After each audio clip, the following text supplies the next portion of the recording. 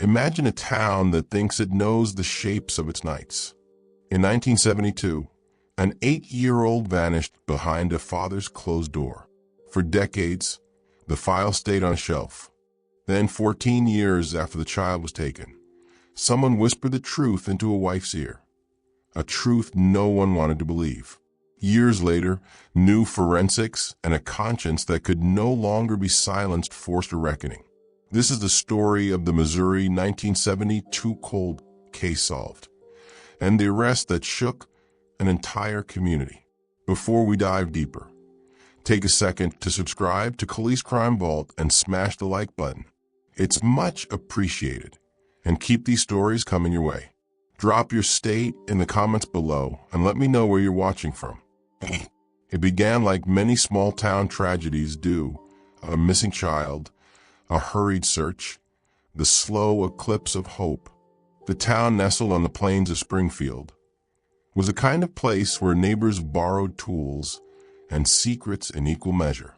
Streets were familiar, faces lined grocery aisles, and the local church bells marked out Sundays. When Anya Lawson did not come home from playing across the yard, the pattern of ordinary life stuttered. Detectives arrived, took statements, and knocked on doors. They walked the greenbelt behind the Lawson house, peered into barns and rain gutters, asked about strangers, about trucks seen idling late. They interviewed the adults who had watched Anya grow, a shy girl with quick smiles, the kind who would hand you a found cat and expect praise. No single clue clicked into place. The father, outwardly calm, answered questions in the quiet cadence of a man who had done everything right. At the time, he passed as a grieving parent. People pitied the family. Pity, in a small town, often bought silence.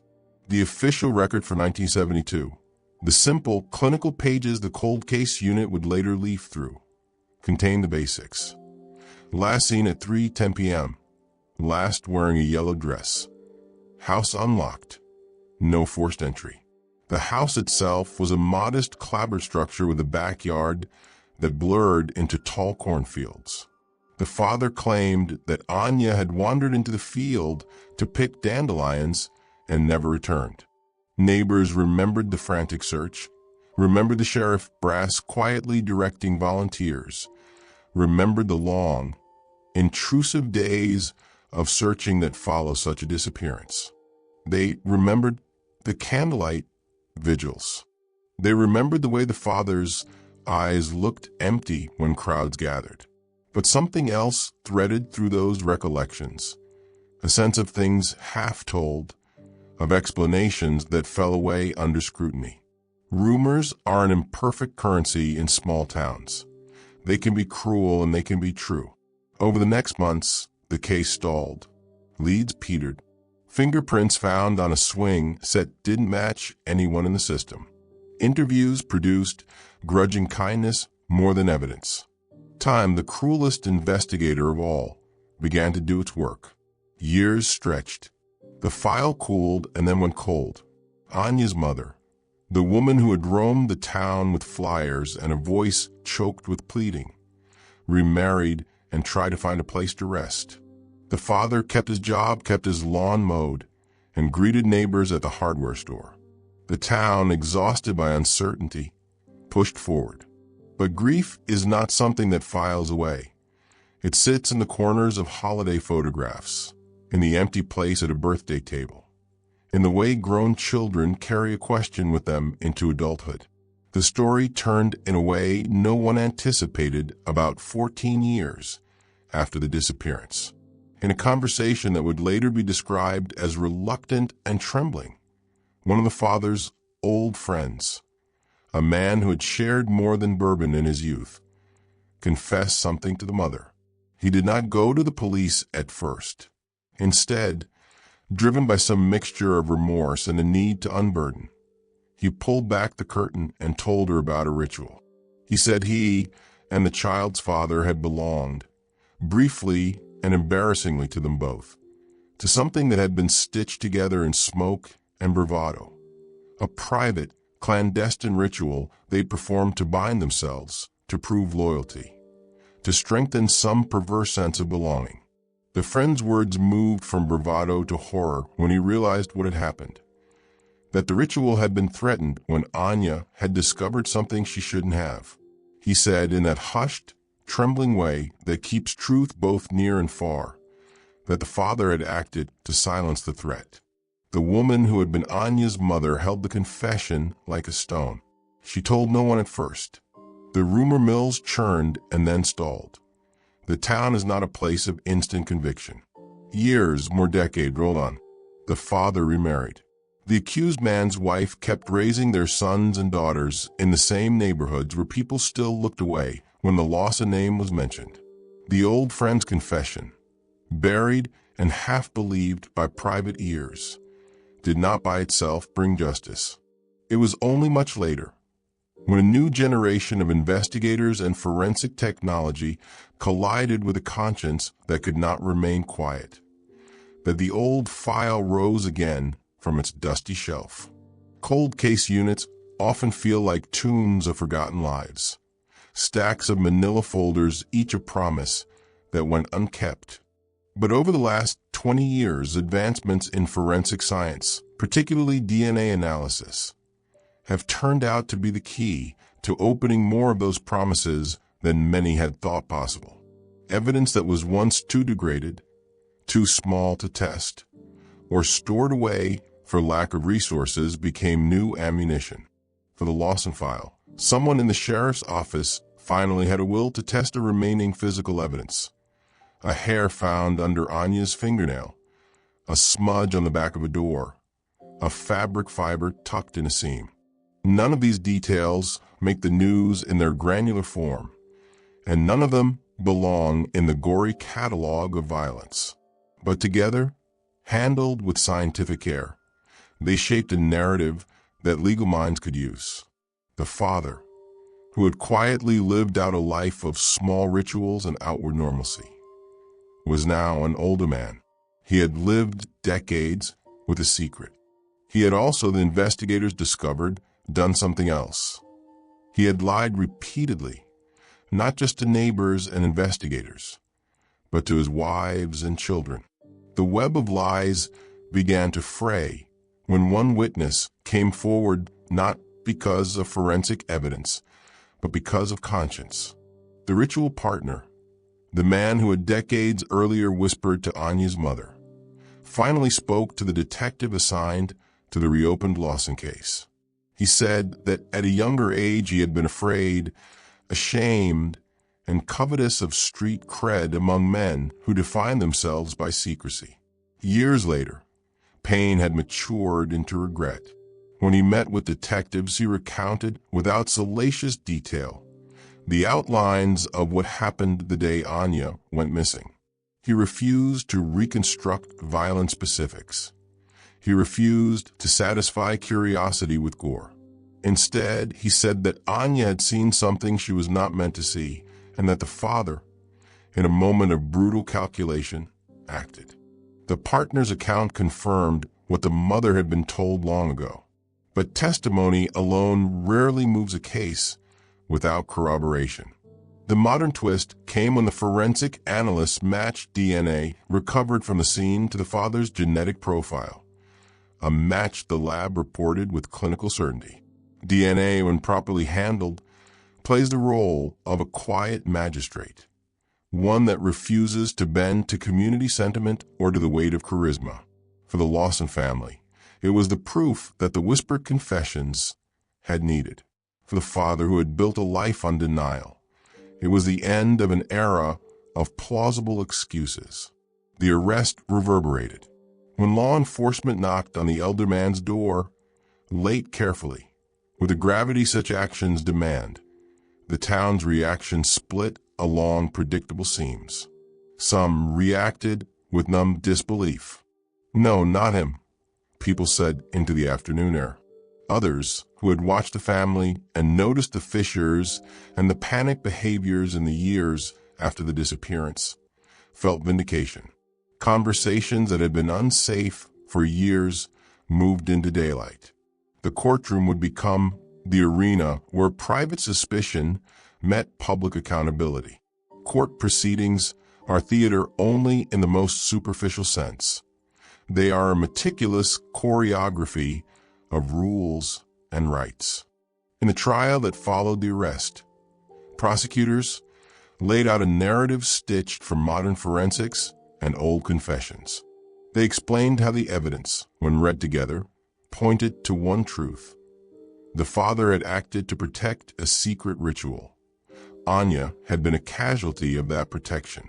Defense lawyers, armed by decades of learned tactics, attacked the credibility of witnesses, of memory, of the chain of custody on decades-old evidence. They invoked reasonable doubt. They argued that over time, memories fade, that grudges sour testimony, and that forensic science has limits. Yet some witnesses could not be easily discounted. Anya's mother testified with a voice that wavered not with malice, but with aching certainty.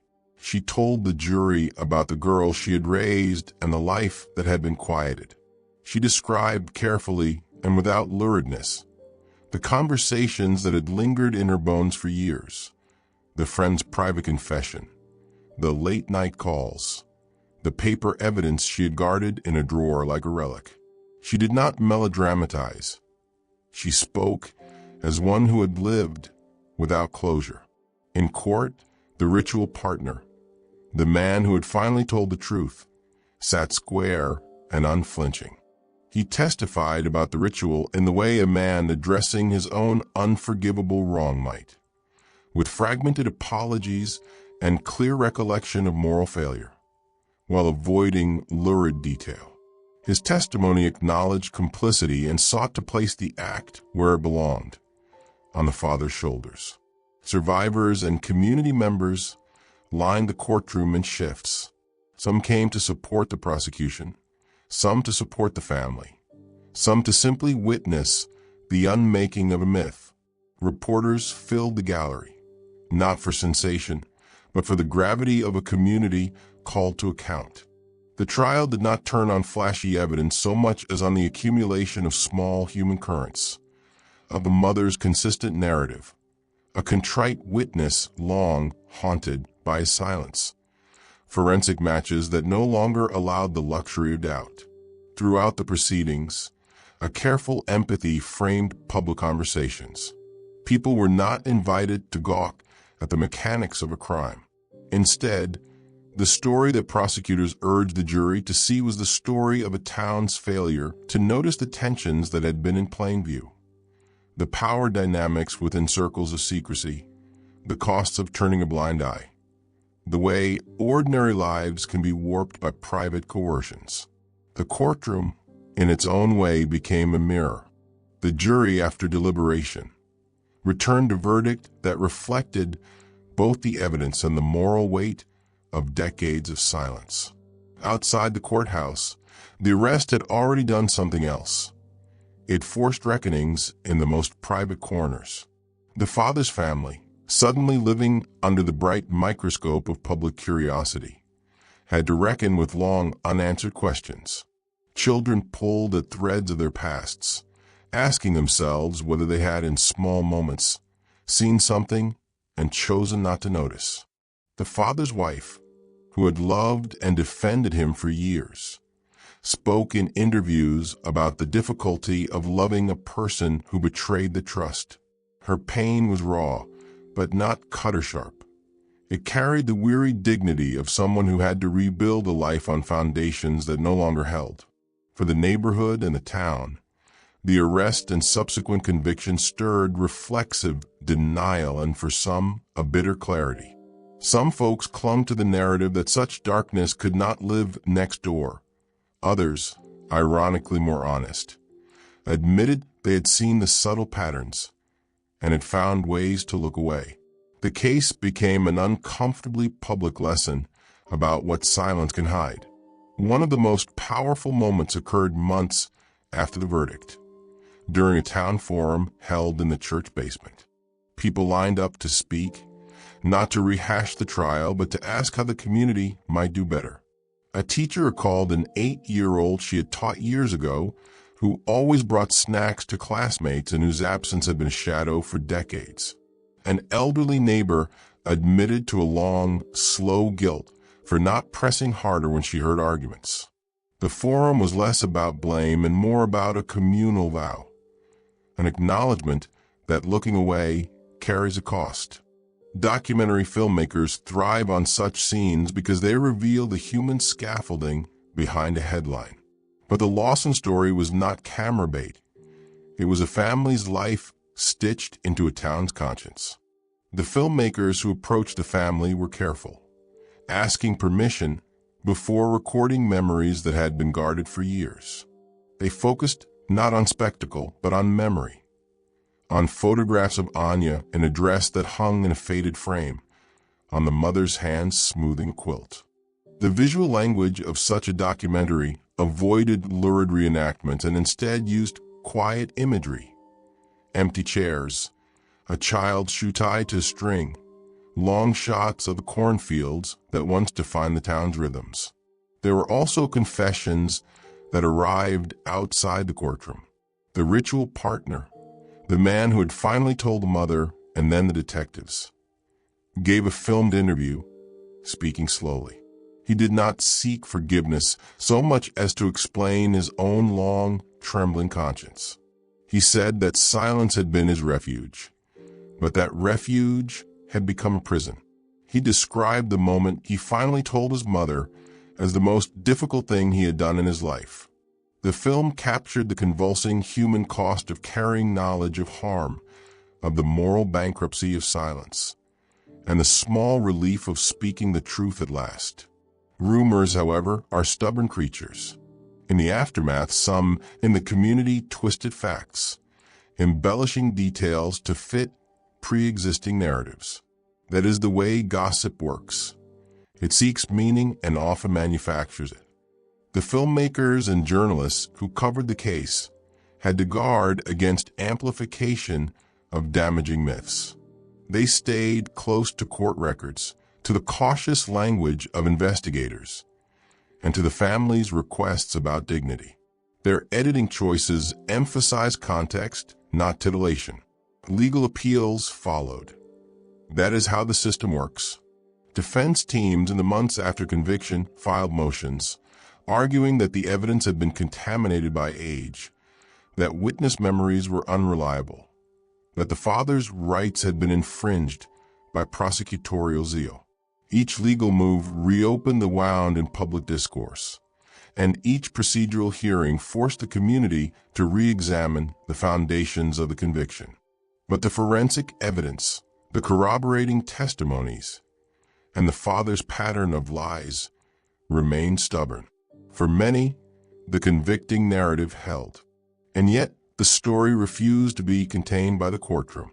Families that had hidden things behind polite smiles began to tell other truths. The Lawson mother started slowly to talk publicly about recovery and the way she had learned to keep Anya present without being consumed by grief. She lobbied for improvements in how missing person reports are handled, for more resources for cold case units, for ways to support families who live in that gray place between loss and knowledge. The town's police department, embarrassed by its earlier missteps and grateful for the technologies that finally found purchase, implemented new cold case protocols. They began cross-training patrol officers to spot patterns of abuse and secrecy. They took seriously the idea that preventing future harm required not only tracking evidence, but also nurturing cultural shifts, teaching neighbors it is better to ask hard questions than to let discomfort be an excuse for inaction. But the human consequences of the Lawson case did not end with policy changes. There were private reckonings. A daughter of the convicted man who said she would never again speak to her father. A son who quietly volunteered at the local child center as a way to atone for family sins he had not committed. The threads of this tragedy extended outward, altering lives in ways both direct and subtle. In the years after the conviction, there was another development that shows why the term cold case solved can sometimes be misleading. Solving does not heal automatically. It opens the door to accountability and to truth, but it does not stitch a heart back together. The mother of Anya Lawson, who became a modest advocate for missing children, insisted on this point in interviews and town halls. She urged the community to consider the cost of ignoring the small suspicions that stare you in the face every day. A child left unsupervised, a pattern of hushed conversations, a man's aggression dismissed as personality. This is why the story ends and does not end. The arrest that shocked the community was also the beginning of a long process of repair and questions that have no neat answers. The film of the case closed with a soft, lingering shot of a Lawson house at dusk, the kind of image that invites reflection rather than conclusion. Viewers were left with the knowledge that justice, when it comes late, is both an achievement and a reminder of all the times it might have arrived sooner. There are smaller truths historians of local life will point to when they later parse this case. The town's tendency to romanticize its own safety. The way masculinity and secrecy can hide crimes in plain sight. The particular cruelty of a crime carried out by someone expected to protect. There are policy truths too. The need for sustained funding for cold case units. The value of forensic preservation. The importance of systems that make it easier for witnesses to come forward without the corrosive fear of retribution. But always beneath policy and history, the heart of this story is the human one. Anya Lawson, a name now uttered in court and in documentaries, remains the central figure. Her life, cut short, is the compass by which the story's moral imperative turned. The community that had once been content to keep one another's secrets was forced to reckon with the consequences. That reckoning was messy and painful, and it required both courage and humility. In the final moments of the documentary version of this tale, a reporter asks the mother a simple question. What does it feel like now, to have the case solved? She pauses, the image tight on her face, and answers without bitterness, but with a weary clarity. It's a relief and a wound at the same time. Relief that someone can name what happened. A wound because we had to live so long in the dark. Justice doesn't bring her back. It only says we will not let her be forgotten. The film cuts to black, then to a single line of text. The arrest shocked the community, but the aftershocks continue. Then a title card appears, hinting that there's more to come. Investigations into other closed doors, interviews with people who still hold bits of truth, and the ongoing work of rebuilding trust. And that is where we leave this chapter, not with a tidy closure of a single verdict, but with the honest, uncomfortable sense that one solved case can be both an endpoint and an opening. The story ends with questions that make the viewer think. Who else in our neighborhoods carries a secret heavy enough to harm? When will we, as neighbors and citizens, choose to speak up? How do we define the courage to interrupt a wrong in the moment it happens? A cliffhanger for continuation. In the months following the conviction, detectives discovered references in the father's old notebooks and letters that hinted at other places and faces. Names that did not belong to the family, but that suggested a network of rituals and secrets that might extend beyond one household. Those pages were being cataloged, and an investigative team was convened to see whether the Lawson case was an isolated crime or part of something broader. New witnesses were coming forward slowly. The next episode will follow the hunt for those leads. Examine how communities untangle long-buried networks of secrecy, and ask whether justice can, finally, become prevention. Anya Lawson had already been a name that would not let go of people's tongues. Now it became the key to a map that led investigators into places the town refused to look. The notebooks and letters, the ones detectives had found folded in the father's desk and later turned over to the cold case unit were not tidy confessions. They were disjointed notes, lists of dates, shorthand references to gatherings, and cryptic initials.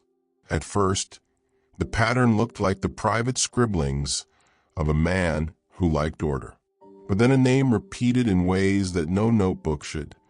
The name of a barn, a lodge, a hymn that was sung off-key at every meeting. The reopened inquiry moved from the laboratory to the landscape. Detectives began tracing the shorthand.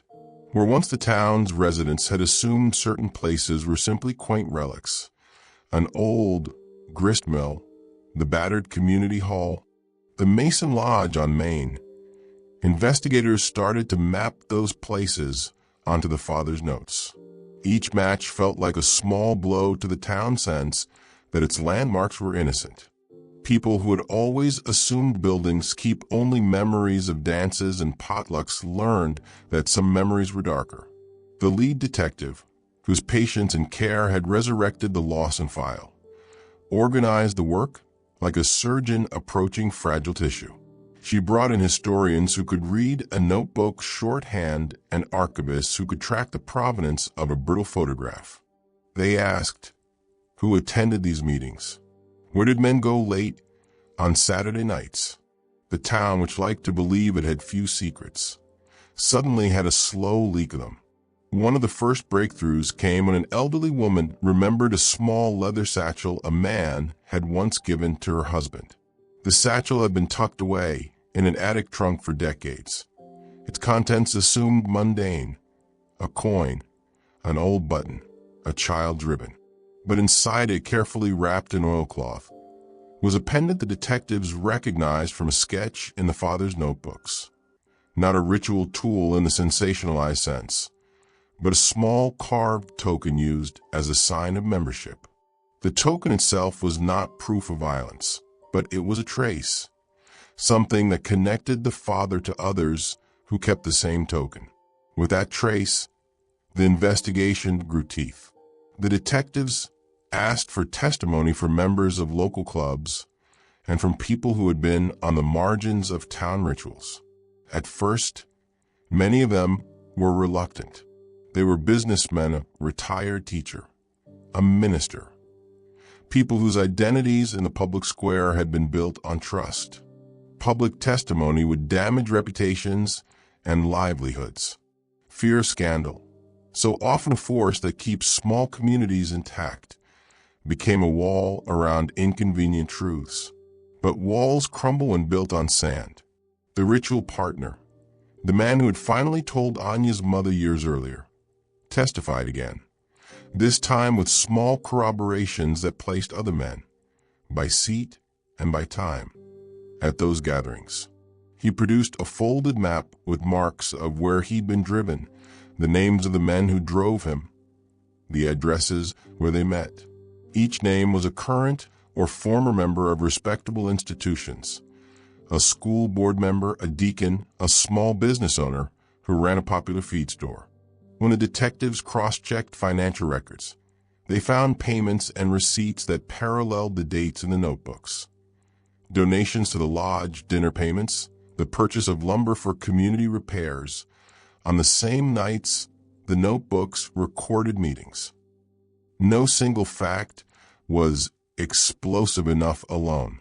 What made the whole thing combustible was the way the facts stacked.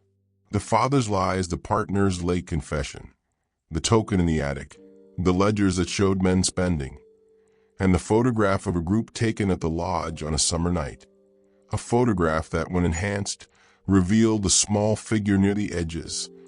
A child had bowed, who bore an uncanny resemblance to Anya. The image did not name a crime, but it reframed context. People who had been kindly neighbors found themselves staring at their town in the mirror and seeing a pattern they had preferred not to name. At the same time, family dynamics seethed in public. The father's children, grown now, wrestled with what to say, what to withhold. Some stood with their father out of habit and love. Others could no longer maintain the illusion of innocence. Anya's mother, who had aged into a woman whose grief had become a quiet project of advocacy, resisted any sense of triumph. For her, new revelations were a reopening of scar tissue, not a bomb. She sat through hearings with a steady face, refusing to let the cameras catch a private collapse. The investigation's real escalation came with the discovery of a crawl space beneath the town's old gristmill. The mill had been shuttered for years, a tourist postcard that locals sometimes took for granted. During a stormy week, an off-duty officer who had volunteered for the search pried away a loose board and slipped into a narrow cavity where collectors used to keep sacks of grain. Beneath years of dust was a shallow compartment. Inside lay a small bundle of objects wrapped in oilcloth, a child-sized shoe, a ribbon, and a folded scrap of paper. The paper contained names and dates, a ledger of sorts, written in a cramped, deliberate hand. Forensic analysts treated those items with reverence because objects can be witnesses in ways people are not. The ribbon tested positive for fibers that matched a thread found in the Lawson house. The shoe, its sole worn in a pattern consistent with a child's gait. There was no explicit sign of the gruesome in these artifacts, no description of violence, no gross imagery. But the item's provenance was enough to tie the gristmill to the Lawson file in a way the town would not be able to shrug off. The grief that had once been confined to a family's porch now spread across the town like a shadow. People who had taken comfort in the mundanity of daily errands found themselves confronting how easy it had been to miss small signs. The pastor, who had once offered counsel in quiet back rooms, held prayer groups that filled with people who wanted both solace and answers. Trust fractures created new communities, support circles for families affected by the investigation, panels to discuss how institutions might fail to protect children, and a newly formed coalition urging for more transparency in local organizations. The father's trial reopened in a new register. Prosecutors were careful, constructing a case that did not depend solely on the emotional resonance of lost time, but on converging evidence. The notebook's timings, the ledger from the mill, the token, the partner's corroborated testimony, and the forensic connections between the ribbon and the Lawson house. Defense counsel tried to counter by painting their client as a man who had kept oddities and secrets but who was not evil incarnate. They argued that membership tokens meant nothing, that photographs could be misread, that memories erode and the years had reshaped people's recollections. But the ledger had a particular cruelty in its specificity. It contained not only initials but short notations in the margins. Took, watch small ones, or quiet hours.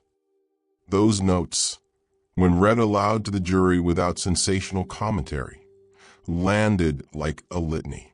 The language was not explicit, but it suggested patterns of behavior that, taken together, pointed at a culture of concealment and a predilection for secrecy. The prosecution did not have to produce a macabre manifesto.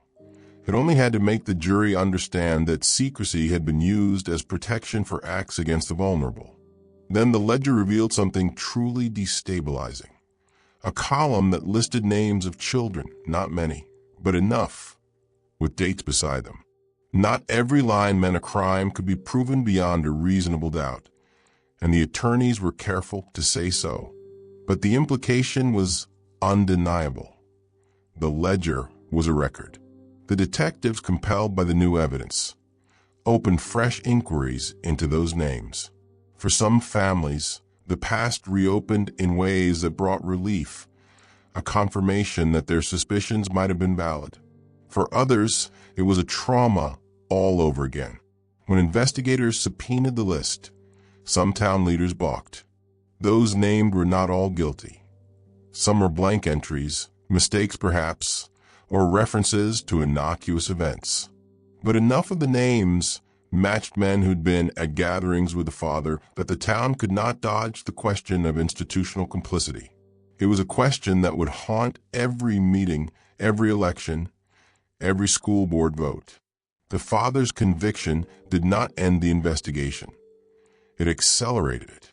As detectives widened the net, they encountered two predictable responses: silence and fury.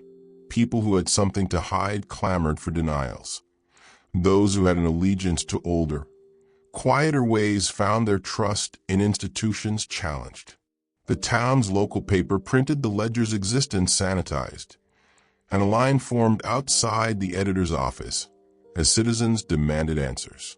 The mayor, who had been in office for 2 decades, faced tough questions about oversight and the club memberships of certain public officials. The school board took the unprecedented step of opening its records to a panel of external reviewers. Then something unexpected happened that changed the tone of the investigation from forensic and procedural to deeply personal. Letters began to arrive. They were anonymous, thick envelopes containing photographs. Each photograph was shot in the careless style of an amateur camera. Polaroid frames, often faded. They showed children at different times, some in playgrounds, others at fairs, a few at the mill. Most were impossible to identify with absolute certainty. But one photograph, mailed to the cold case unit and to Anya's mother at the same address, was unmistakable. It showed a little girl in a yellow dress standing near the edge of a room, a photo from years after the date listed on Anya's missing poster. Her face was turned away, but the tilt of her head, the curl at the nape of her neck, the way she clutched a ribbon were all heartbreakingly familiar.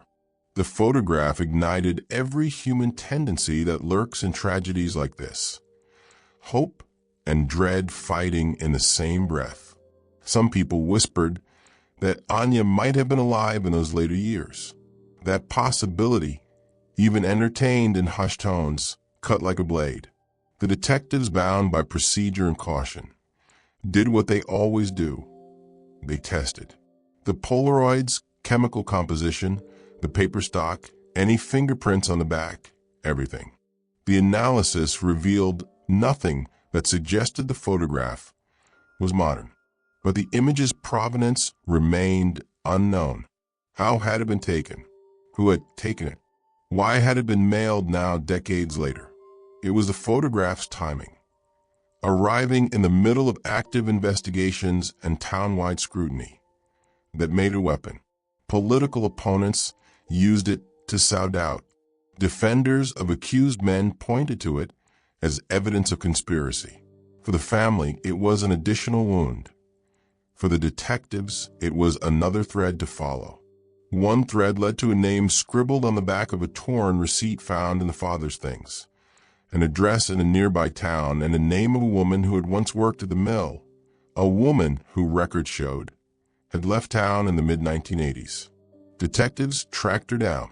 She lived now in another state, aged and fragile, and when they brought up the photograph, she fell silent. Then she told them a story that reframed everything. She had seen a child in the mill once, years after the disappearance. She could not say who the child was.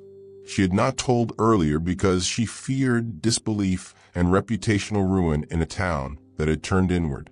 The detectives realized there had not been one lapse, but many, a chain of small silences that had, together, shielded something terrible. At that point, the investigation felt less like a slow burn than a series of controlled explosions. The ledger's names became targets of subpoenas. The town's church elders met in emergency sessions. The mayor announced a review board. The feed store owner, who'd been named in the notebook and who'd always been a fixture at charity drives, now found himself escorted out of his shop in handcuffs. The town's face, carefully curated for postcards, began to look like a mosaic of lives that had not been fully examined.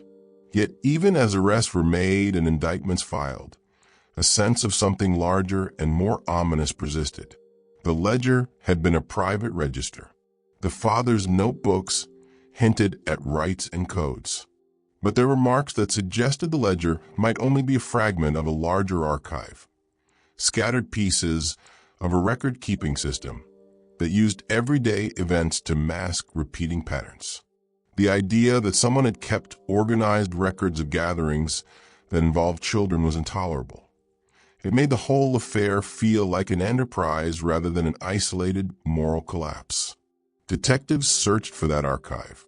They worked through attics and barns under floorboards, in buried caches beneath the mill, and behind false panels in the lodge. They found nothing at first, just more questions. People were watching them. The town's air grew taut with speculation. Then, on a gray morning when a sleet had left the street slick and reflective, a call came from a retired volunteer who had been doggedly following the case on his own. He'd been poking through an abandoned parcel of land near the railroad and had found a rusted metal box set into the base of an old telephone pole. He had not known what it was, but he had felt compelled to open it. Inside the box were documents, folded, water-stained, but legible. There were hand-drawn maps, lists of names, and what looked unmistakably like a schedule. Dates matched to events. The box held more than dates. It had a short ledger of payments and an address shorthand that matched one of the father's cryptic notations. Forensic teams treated the documents as they would treat bone. They cataloged, photographed, and scanned them with care. The documents, grievous as any physical evidence, mattered not for their violence, but for their implication. They suggested an organized pattern of gathering, someone who kept records, and worst of all, someone who had been systematic about the children's appearances at those gatherings. When the town learned of the box, the reaction split between relief that there was something concrete and terror at its contents. Mothers who had once believed their neighborhoods safe now watched their children differently. Men who had once assumed their reputations were unassailable found themselves answering questions about nights they had forgotten or dismissed as boys being boys.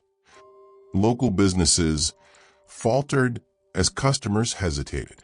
A town that had rarely seen national headlines saw reporters arrive in droves, and with them photographers who framed the courthouse steps as though justice were a thing that could be captured in a single image. Then came the final, chilling reveal. Not in a courtroom, not in a memo, but in a public place and in a manner that could not be ignored. On a Sunday when the town gathered at the square for a remembrance service, a service meant to honor the memory of Anya and other missing children, a city delivery truck pulled up near the stage. The driver, confused by the crowd and the blockades, set a single package down and left. Someone picked it up and felt its weight. It was heavier than it looked. It was addressed simply, "For the town." Inside the box were dozens of small envelopes, each containing a single Polaroid and a folded scrap of handwriting. The photographs were intimate in their banality. Children at fairs, children fastening shoelaces, a small pair of hands holding a pebble. Each scrap had a single line, a date, the initials of a place, sometimes a single name. There was no signature, only a pattern. The most damning thing was not that the photos existed, but that their dates covered a span of years and matched dates in the ledger found at the mill and the telephone pole box. The town's collective gasp when the envelopes were opened in public was not a cinematic moment. It was quieter, denser. People looked at the photos and at one another in a way that made private suspicions suddenly visible. A woman who had once served on the school board stepped forward, shaking. She had been on the list in the ledger. The feed store owner's wife, who had always greeted neighbors with a hand on their shoulder, broke down. A line formed of people wanting to know whether their loved ones were in the photographs, whether the photos suggested a villainy that extended beyond a few men. Detectives moved quickly. Each Polaroid was logged, every scrap was entered into evidence. and a forensic team began the excruciating work of tracing the chain of custody for images that had obviously circulated in private hands for decades. The sheriff's office, the very institution that had once been forgiven for its earlier lapses, now found itself on the front lines, making arrests based on new warrants. The town prepared itself for public hearings that would not be about rumor, but about documentary evidence. The final, chilling note came when on the second day after the envelopes were unpacked, a name appeared on the front page of the local paper that stunned everyone. The photograph of a man in a Sunday suit at a community fundraiser in 1981 was circled with a neat pen mark. Beside it was a notation, signed Ledger. The man was not obscure. He was, at the time of publication, the town's most trusted elder, a man whose weekly op-eds about civic pride had anchored the paper for decades. When asked about the photograph, he smiled a practiced smile and said he had nothing to hide. But his smile did not hold under the weight of the Ledger's notation and the Polaroid's apparent place at certain gatherings. The very public nature of the evidence, envelopes opened in the square, forced the town to confront how closely interwoven respectability and secrecy had been. It made people less likely to look away.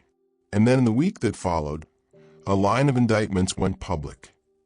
Several men were named in sealed documents and appeared in court under charges that ranged from obstruction to more serious counts connected to the ledger and the photographs. The feed store owner, the lodge treasurer, the church deacon, men who had once been pillars, now sat in photographs beside the courthouse steps in cuffs. There was one last shock that the community had not expected. In a small folder recovered from one of the indicted men's belongings, detectives found a folded page with a single sentence written in the father's handwriting. It was not a confession in the conventional sense. It read, in a hand that trembled slightly, "We did this to keep the secret." The ledger is only the beginning. The list goes beyond us, beyond the town. The line suggested a reach that extended farther than a local men's group, a reach that implied networks and compacts that use the town as cover. The father's children watched these developments like people watching a landscape burn and noticing which trees fall first. Anya's mother, who had once wanted nothing but the simple truth, now faced a reality with more angles than she could bear. The town's leaders tried to steady the citizens by promising transparency and reform. The investigators promised more work. The trial calendars filled. And yet the true chill came on a quiet Tuesday evening when an unmarked email landed in the inbox of the cold case detective leading the inquiry. The email contained a single attachment, a photograph of Anya's missing poster, pinned to a lath of wood inside shed. Below the poster, faintly visible, were more names that matched entries in the ledger, but also included initials that no one recognized.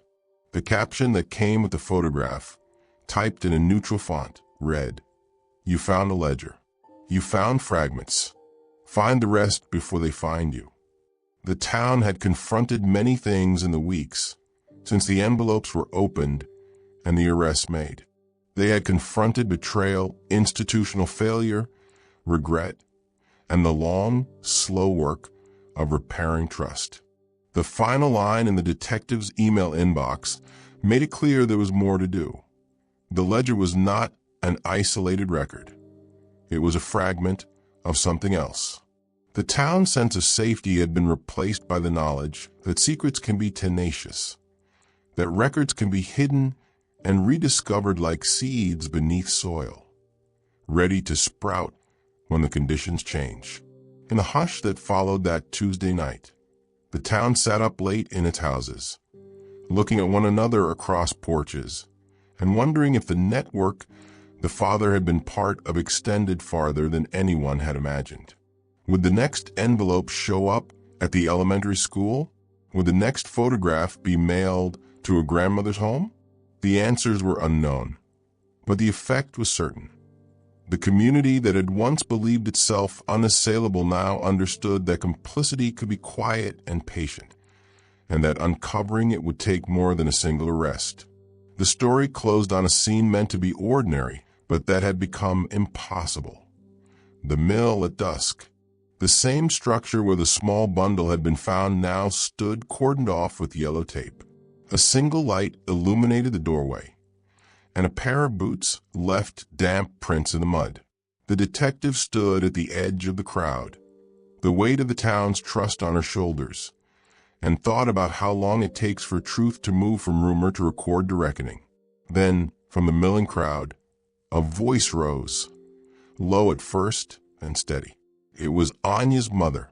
She stepped forward, her face lit by the harsh glare of camera lights, and said something that would be repeated across the region. We thought finding him would mean an end. It's only the beginning. If we are honest, we will find the rest. If we are brave, we will stop it. Her words were a call to action. They were also a quiet omen, because even as the town prepared for more hearings and more indictments, the ink in the ledger had dried years ago. Paper can be found, people can be charged, but networks, the way secrecy is passed down and shielded by proximity and by the human will to silence, are harder to uproot. The final, chilling image that stunned the community was not of a man in cuffs or of courtroom drama. It was the mail slot of a local post office, where the following morning, a single envelope sat awaiting pickup with no return address. Inside that envelope was one last photograph. It showed the square at night, empty and slick from rain. In the far corner beneath the fountain, a small, indistinct shape rested, a bundle wrapped in oilcloth.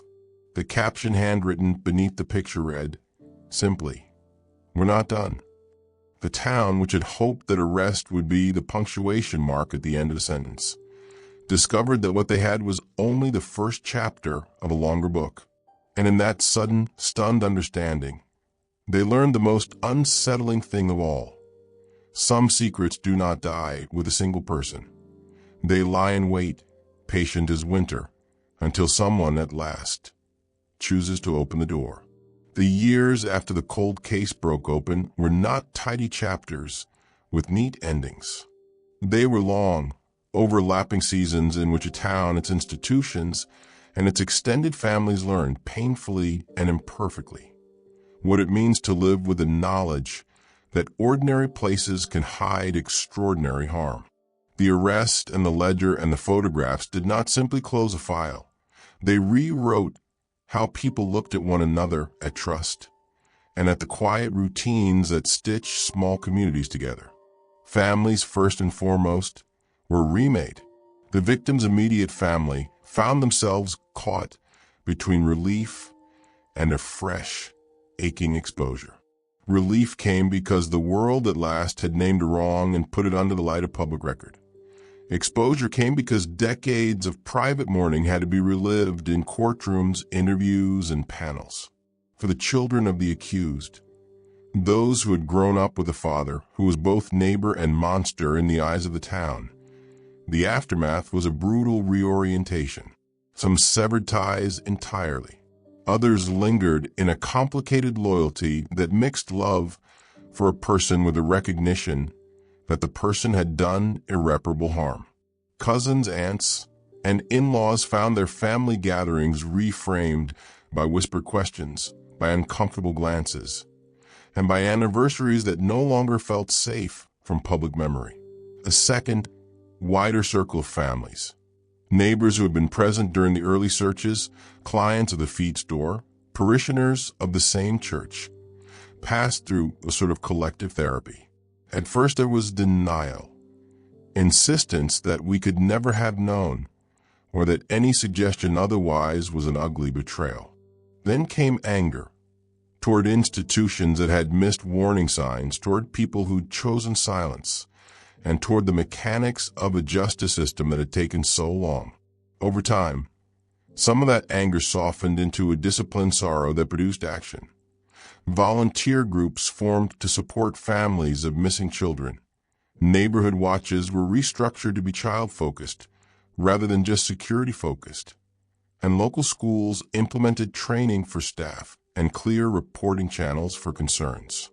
Institutionally, the era after the case forced real change.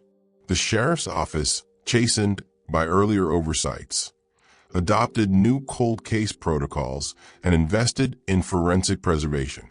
The mill, the lodge, and other civic landmarks that had been implicated in the ledger became the sites of public audits and community hearings. Some organizations dissolved. Others rebranded and opened transparent governance. The city council enacted ordinances to protect whistleblowers in small towns, and the school board placed mandatory child safety education at the heart of curriculum changes. Small policy wins like these were meaningful because they shifted the culture from polite avoidance to proactive protection. Psychologically, the town lived with a compound grief, mourning what was lost and mourning the loss of a sense of innocence. People reported a persistent low-level anxiety, a background static of what else did we miss? Parents watched children differently. Teenagers who had grown up in the town found themselves interrogating old photos and messages. For many older residents, late-night conversations turned toward guilt and attempts at restitution. Calls to apologize for not asking questions, letters to support families, monetary donations to cold case funds. Those gestures were not absolution, but they were part of a collective attempt to reconfigure responsibility. Media attention amplified both healing and harm. Documentaries and national stories brought resources, expert attention, and a broader public dialogue about systemic failures.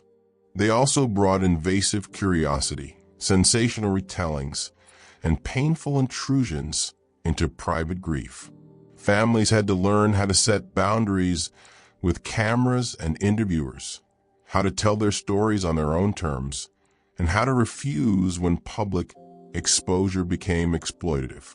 A small group of local journalists emerged as careful stewards of the story, committed to facts, respectful of trauma, and eager to hold institutions accountable without turning victims into spectacle. Economically, the town felt strain. Businesses named in documents or tied to indicted individuals saw customers hesitate.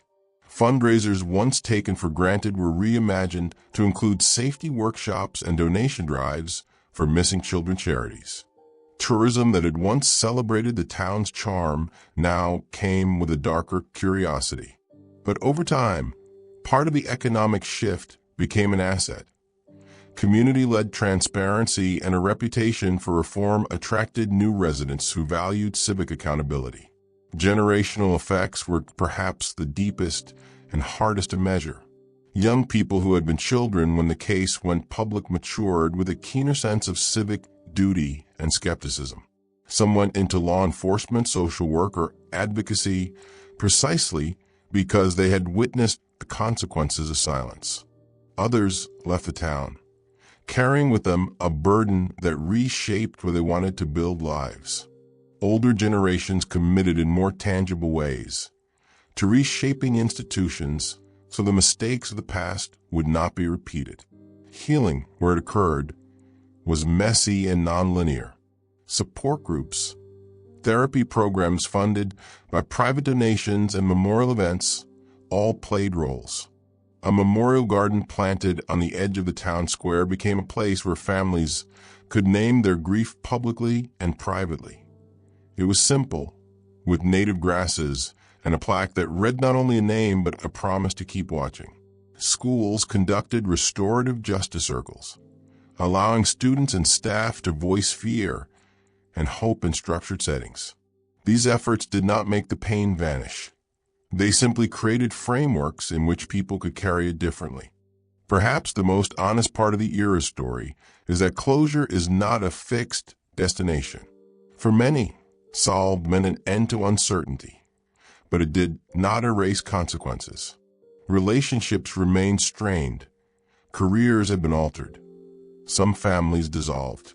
The social fabric had new seams where stitches had been made after being torn. Those seams required ongoing attention and care. But the story also showed the capacity for change. What once looked like a town that would protect its comfortable myths suddenly had citizens insisting on accountability. Neighbors learned to ask direct questions. Institutions learned that a reputation based on convenience is brittle when tested. A small but widening culture of listening to children, to whispers, to marginal voices took root. In the last public forum held a year after the envelopes were opened, the detective who had led the reopening of the case spoke to a crowded hall. She did not offer triumphalism. Instead, she said something quiet and consequential. We will never bring her back. We can only make sure that the next child who notices something is met with action, not silence. The line landed like a promise rather than a cure. That promise remained fragile.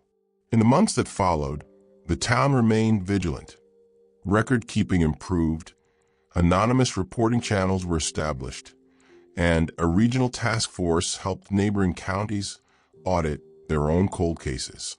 Yet everyone understood that vigilance requires maintenance, cultural maintenance as much as procedural.